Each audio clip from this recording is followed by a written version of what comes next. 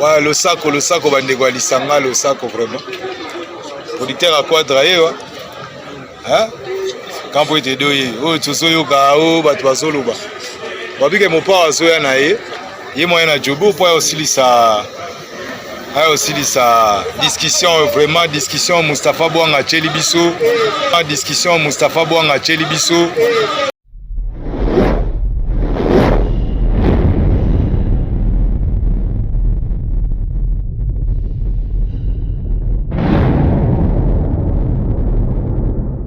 Na groupe biso toza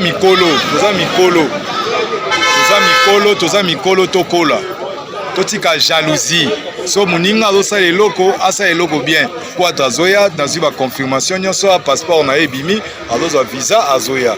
Donc Moustapha please toza bana eza te complexe te so moninga asali pa totya moninga maboko vraiment bandeko ya lisanga ba artiste tozela Quadra azoya d'ici là le sako.